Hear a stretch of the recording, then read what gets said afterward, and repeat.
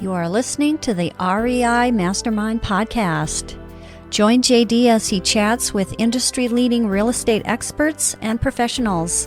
We learn from their experience and uncover the strategies to their success that we can implement into our own businesses, and we can drive immediate results today.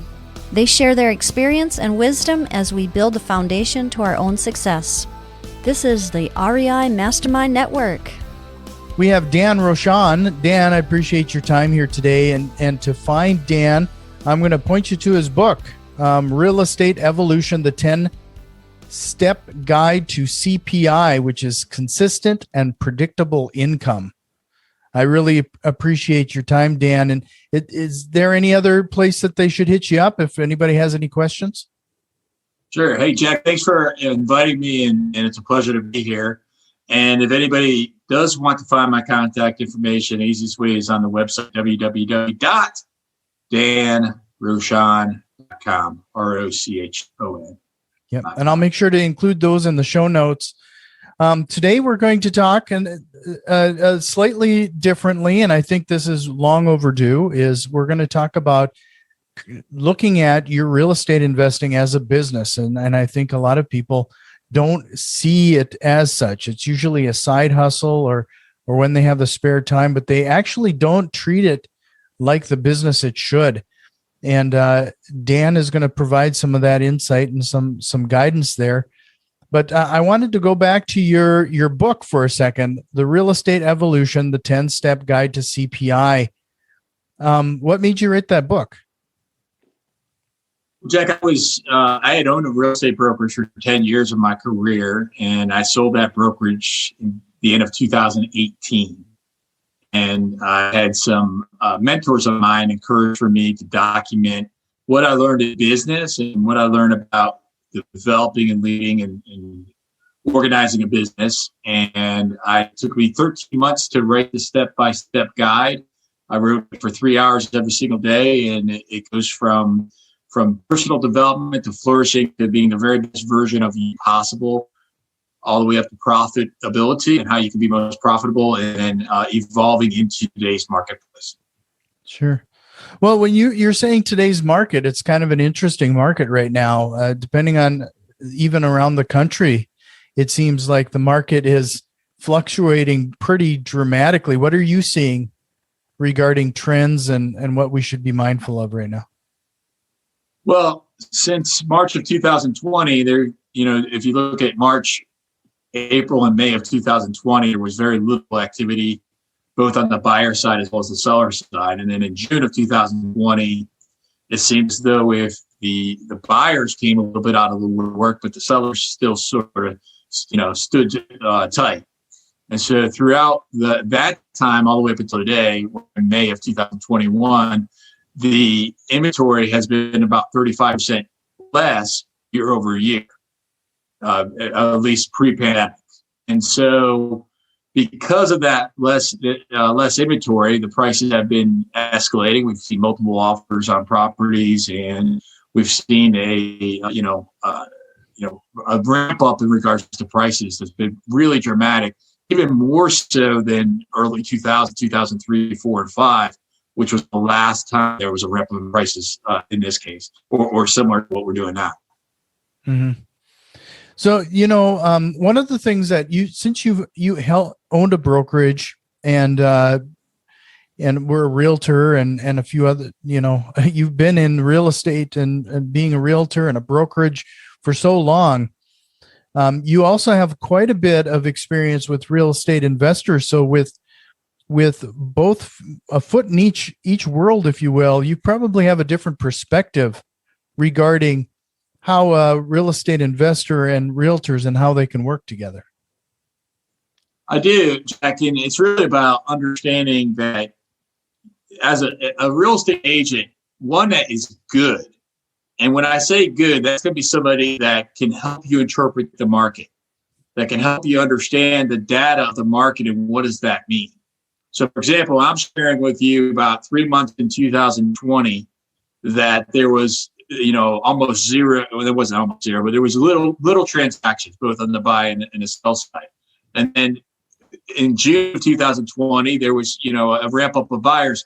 That is useful information for somebody to know right now if they're considering to invest.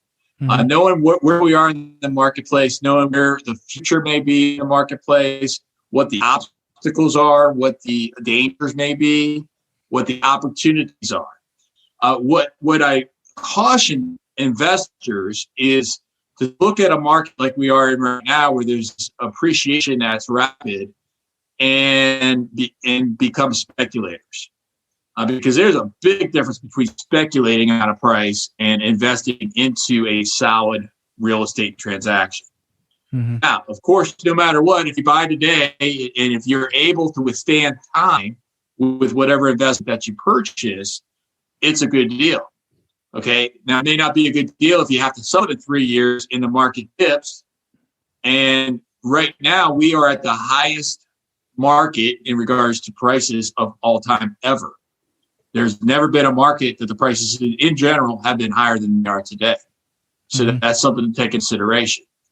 Interest rates are at all-time low. That's good. So the price of money is dirt cheap. Yet, at some point, there's going to be anticipation that the market will contract. Mm-hmm. And so it's just making sure that whatever investments that you're doing right now, that you can withstand through time, in regards to whether the market contracts or expands, that you can be safe with it and profitable. So have you on the flip side there, you came at the approach on how to investors can work with realtors, but do you have any advice for realtors who are thinking that might be a good avenue for them, working with investors? A great example I have is that I do have a few realtors who take it upon themselves, if a house that they are about to list, or they identify something that I can add value to in some way, they'll give me a quick call and saying, hey, this house is going to go on the market for X. If we add a bedroom in the basement, you can sell it for Y, and they get a sale. I can add that value, update the property, and it's a good relationship. I had a sale about 3 weeks ago that was a part of what I call a Domino Effect sale. So it was a beautiful couple that I've known for many years. We helped them buy the home, and they were selling the home and buying a new home. Mm-hmm. Well, the purchase on the new home was contingent on their sale. They had to sell their home, and it was a week between the transactions. The buyer for their home backed out the date of the scheduled closing. And when that happened, they were frightened. Well, I went back through every single person I had written an offer on that, contacted them. I went through my investor database. This was on a Thursday. On a Friday, the day after this happened, one of my investors said, you know what, I'll pick that up all cash, because it was a 10-acre, it was a home on a 10-acre lot that was zoned for 2 residential properties to be 5 acres each. So they were able to, he's going to build and develop a second a residential piece of property on there. By the Monday, we had a closing. So having that relationship for me as a real estate agent with my investor database, I was able to save a deal in that case. Mm-hmm. And so that's an example to have the relationships where, having somebody with cash, when you see an opportunity, when there's a problem, there could be, a way to be able to fix it. That was one of the times we were able to, fix a problem, save a client, and help the investor. And when they redevelop that, we'll probably end up listing those properties as well. Sure. When a real estate investor is thinking about adding or working with a realtor, what are some of those questions that they should be asking each other to make sure it's a good fit? Well, I think just, first of all, what are the expectations? Because I've had a lot of, once upon a time, I used to run a real estate investing club. And when I did that, I would have a lot of real estate investors that would come to me and ask for me to do things that wasn't in my business model, right? They would ask for me to write 100 offers that were at 60%, of list price, for example. Mm-hmm. That's not a good fit for me as a real estate agent. Right. The better fit for me as a real estate agent is an investor that is ready to take action, has the means to take action, has experience, and knows what they're doing, or at the very least, somebody that is willing to get the experience to do sound business purchases, business decisions. So when you're interviewing each other, you have to, ask the questions about, what are your expectations of me?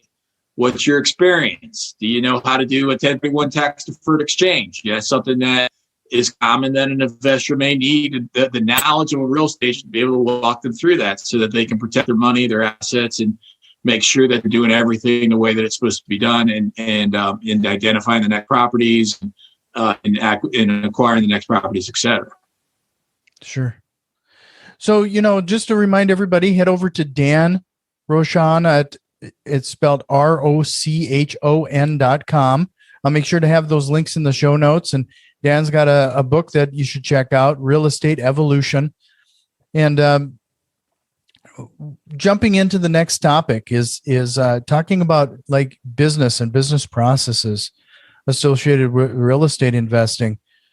Like I mentioned early at the beginning of our conversation, is that I think a lot of people see real estate investing as a side hustle or even a hobby, and they don't actually treat it like a business. Would that be a fair statement? Well, I think there's probably a fair amount of people that do treat it like a hobby, the same way as real estate agents. There's a fair amount of people that treat it like a hobby. Yeah. Yeah. If you, there's an opportunity to have a business in both of those arenas. And you have to understand that if you're going to develop it like a business, then you would have to recognize the fact that your number one priority is the realization that you're in a lead generation business. That's true of any business. Mm-hmm. So, Jack, you got some guitars on the wall behind you right now. Yeah. And if you own that guitar manufacturer, that guitar manufacturer is now, besides making a quality product, they are in the business of selling guitars. Right. Now, clearly, it has to be a quality product and it has to be at the right price. Yet it starts with you're in the lead generation business first and always. And so when you understand that as an investor or as a real estate agent or as any other business owner, then you understand that your objective on a daily basis would be to find a deal, to look for an opportunity where you can help somebody, maybe out of a jam, for example. It's to be able to first lead generate. Then after you lead generate, the next piece that would go on top of that would be, now, if I really want to treat this like a business, let me get some help. Mm-hmm. And so that would be building an organization around you to be able to support you so that you can then give that quality service, or be able to be able to do the quality repairs or improvements on a property you're going to flip it, for example, or if you're going to do some sort of conversion. Then after you build the organization, on top of that would be leadership. So now it's about pouring into others so that they can get what they want out of life. And so when you understand that any business has those three components from the foundation going up, lead generation is the ground floor. On top of lead generation is organization building. On top of organization building is leadership. Mm-hmm. And understanding you can make a lot of money when you know how to lead generate.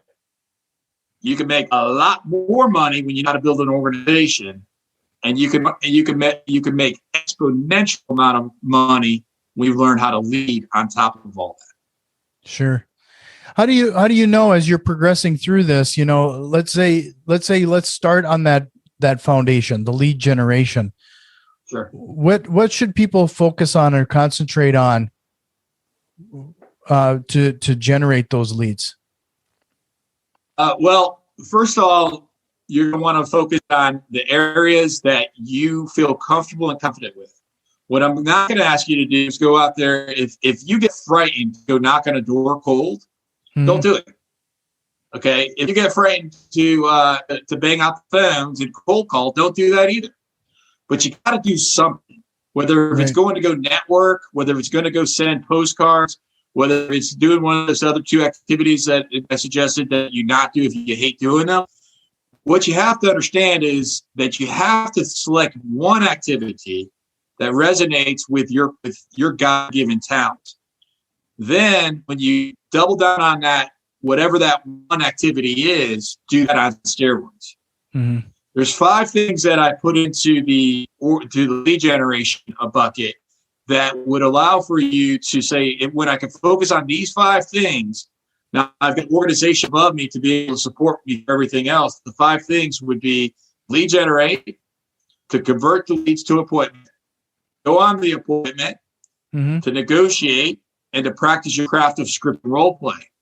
Right. Because as an investor, if you're not practicing negotiation tactics, if you're not practicing what to say and how to say it, if you're not practicing how to be in rapport and how to ask adept questions and then actively listen, you will do less deals than when you do focus on those 5 activities and you focus on the 5th one, which is scripts and role play. So those are the 5 activities that would stay at the lead generation foundational level, if you categorize as that. Then on top of that would be the organization, which would allow for you to leverage for the help on all the administrative tasks, et cetera. Right. No, and you made a very strong point there too. And I find that some people, they might try to spread their marketing and their lead generation a little thin. And we've learned time and time again that what you focus on is what's going to grow. So get really good at one channel or maybe 2 before you spread yourself a little too thin or your resources a little too thin when it comes to lead gen. Yeah. And one thing about that, Jack, every single lead generation strategy works. Every single one works, unless if you stop doing it. Right. Now, some work better than others. But what I see more commonly is somebody will start something for 3 months or less, maybe, and then say, this doesn't work. Because it takes time for it to work. It takes time for it to compound. It takes time for it to produce results. And so you have to understand that going into it. You've got to be willing to give it 18 months, not 3 months, for whatever lead generation activity that you're considering to do. Yeah, no, that's a great point, because I mean, this week I've gotten multiple phone calls from postcards I sent months ago, not the current mailing, but something that I sent, something I've sent months ago, and it's because they've received my marketing month after month. It's something that's top of mind, and they eventually hold on to it, and they eventually will take action when it suits them. Yeah. And then at some point it starts, you start getting business that you're not even expecting. Right. At some point, just like you said, Jack, you get 2 phone calls that it seems out of the blue. It seems out of the blue, but it's not. That's from an activity that you did several months ago. It's now paying you dividends. And the work that you're doing now, some of that will turn into business opportunity today. Some of it may be 18 months from now. Whatever the case may be, it's just time on task over time is what pays the bills. Sure. So how do you know after you get the lead generation? You say there's 3 stages there. How do you know when you're ready to move up to the next? Well, for me, I would say as quickly as possible, because those 5 activities, the reality of it is what stops a lot of people is the million other activities are outside those 5 activities. Mm-hmm. Like, let me put my website together. Let me, draft the postcards. Let me make sure that I'm doing the copywriting for them, or the layout for them, or whatever the case may be. And that's what people end up spending their time doing. But if you get somebody else to do that for you, then you can go back and focus on the money producing activities. So the easiest way to get somebody to do that for you would be to consider to hire a virtual assistant. So you can find somebody in a different geography in the world that, if you're listening to this in the United States, there are people in other parts of the world that the economics make sense, that you could pay a fraction of what you could pay for somebody here locally to be able to do a really great job on the activities and leverage that off for a fraction of the cost of what it would cost you here. Mm-hmm. Now, remember that third part of leadership. So what you can't do is you can't just go out and hire a bunch of virtual assistants, give them work to do, and expect that it's going to come perfectly without leadership. You still have to lead to be able to produce the results that are worthy. Yeah. No, you just brought something up there that I neglected to mention in previous episodes. That is actually something that we did early on, is that we created a list of what we classified as money generating activities. And if you did anything outside of that, it had to be outside of work hours. Like when, yeah, that's brilliant. Like, so if you could be calling somebody or doing lead gen or follow up, that had priority, and you had to do that during what people would see as business hours. And anything outside of that, if it wasn't on that list, you had to do it outside of a traditional work hour. So, Jack, you just mentioned something there that I think is a useful thing to highlight, as well as the fact that you consider business hours. Mm-hmm. So you have hours and say, okay, I'm going to clock in at this time. I'm going to clock out at this time, just like if you went to a job. Right. And so that's the piece right there, that if you want to have success, whether if it's in investing, as a real estate agent, in any business, and you're the entrepreneur, guess what? You're also your boss. And so that's the other piece there a lot of people sort of miss, is the fact that, since the pandemic, I've been working from home. Before, I used to always go into an office, and for the last year and a half, I've been working from home.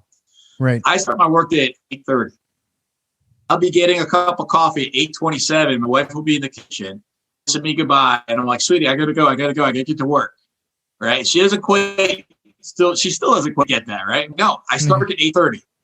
I clock in at 8:30, and I treat it like a business, so that at 8:30 I start, because at 6 p.m. I'm done. Mm-hmm. And when you have discipline with your time, then you create freedom of time. Right. The discipline creates freedom. You're starting to sound like Jocko. I quote Jocko in my book, Real Estate Evolution. I quote him about that. And by the way, when you go to that website that you mentioned before, I give up the 7 habits of highly successful people as a free gift to people there as well. So that's just a little freebie there. Oh yeah. If you haven't read that book, that's definitely something to check out. And you can't beat the price. That's right.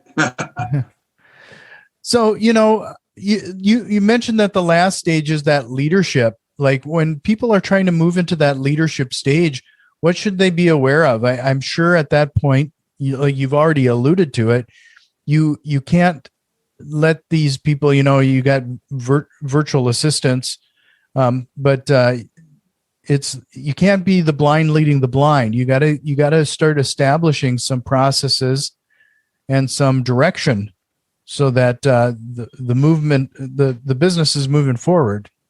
Yeah. So if it was me, I'm starting a business day one. I'm going to get that list that you said, Jack, of here's all the money-making activities. Now, here's everything else. Step one that I'm going to do is I'm going to hire 2 or 3 virtual assistants to shadow me. In today's technology, that can easily be done. They can be on Google Hangout. They can be on a Zoom call. They can be on Central, whatever the case may be. And they can just watch you work. And I'm going to ask them, I'm say, listen, if it's not one of these 5 things, or however many things are on your list, I want you to make certain that you write that down and that you help me document a process around that activity so that I never do it again. So that's the way that you start organizing yourself. Mm-hmm. Now, when you talk about leadership, you have to first consider what is leadership. So my definition of leadership is that you teach other people how to think so that they get what they want.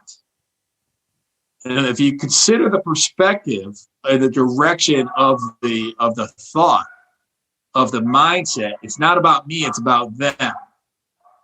That goes back to building the organization of, am I attracting the people to my organization that fit my culture, that are understanding the expectations, that are understand that there's an opportunity for them within this organization. So that's the foundational point of leading, is to understand, to say, before I lead, I have to make certain that I define certain things about the people that I surround myself with. Then pour into your people and you meet them where they are. As a leader, your job's to meet them, not to have them meet you. Mm-hmm. No, those are some great points, and unfortunately, I think like I said, I was going to try to keep you to the 30-minute mark, and we're quickly approaching that. And just to remind everybody, head over to danrochon.com, and that's ROCHON.com. But before I let you go, and I know I feel like I'm kind of shutting down the conversation a little bit, but I wanted to make sure that I give you a little time on my last question, because that sometimes opens a can of worms. Is there a question? Is there a question that you wished I would have asked you here today? I wish that you would have asked me about my darkest, deepest secret. Well, what is your darkest, deepest secret? I'll just tease you when I say that, Jack. I don't have a darkest, deepest secret, right? But let's see. If there was a question that you would have asked me, I would say it would probably be like, what is your number one thing to focus on for success in business? So this includes real estate investing or any other business. Mm-hmm. And I would say what that is perseverance. When I look for characteristics of others, to sit there and say, will they be successful in being an entrepreneur or not? I think it's grit that actually accommodates for them to have a determination of success, more so than persuasive skills or personality or charisma. That's all good. That all is helpful. Certainly is. Dominance, that's a good quality as well. Someone's going to take charge. Someone's going to be a self-starter, someone who loves to learn, who's competitive, assertive, relationship-based, team player. Those are all fantastic qualities. The number one characteristics that I see of determination is the fact that they're just not willing to quit.